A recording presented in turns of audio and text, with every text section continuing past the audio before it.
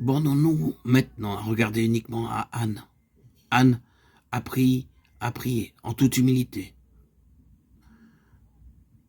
C'est le plus grand besoin parmi le peuple de nos jours, apprendre à prier.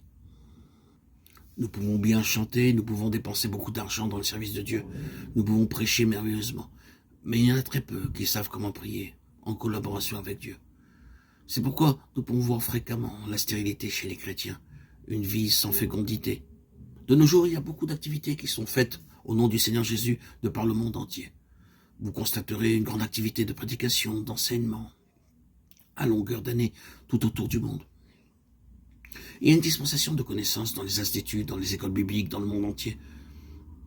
Toutes sortes de livres, de journaux et de magazines peuvent être obtenus partout. Beaucoup de campagnes, beaucoup de croisades sont organisées. Mais très peu de croyants savent comment prier en relation avec la volonté de Dieu. La parole de Dieu nous dit, nous avons auprès de lui cette assurance, que si nous demandons quelque chose selon sa volonté, il nous écoute. 1 Jean 5, 14. Remarquons bien ces mots. Si nous demandons quelque chose selon sa volonté, il nous écoute. Au début, lorsqu'Anne se mit à prier, elle ne connaissait pas du tout la volonté de Dieu. Elle était essentiellement préoccupée de son propre besoin. Toutes ses prières, toutes ses larmes tournaient autour de son propre besoin. Mais au verset 11, elle devient la collaboratrice, la partenaire de Dieu, et prie d'une façon différente. Elle se rend compte que le Dieu grand et puissant a aussi un besoin. N'est-ce pas là un mystère? 1 Samuel 1,11. Il est un Dieu tout-puissant, un Dieu infiniment grand.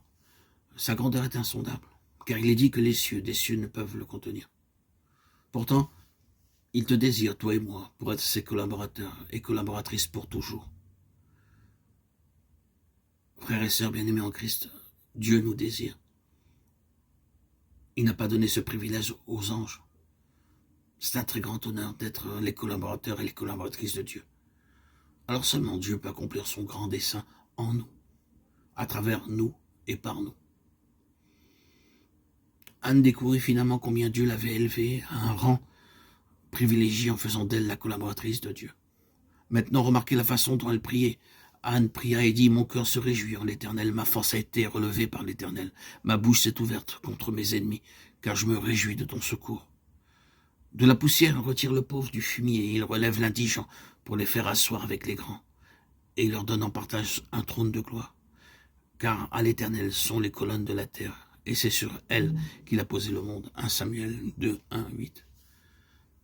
Dieu nous élève à une si grande hauteur. Un jour dans les cieux, nous serons appelés à occuper une position supérieure à celle des anges, car un seul croyant a plus de prix aux yeux de Dieu que tous les anges. Pour sauver un seul pécheur, le Seigneur Jésus a dû se vider lui-même complètement.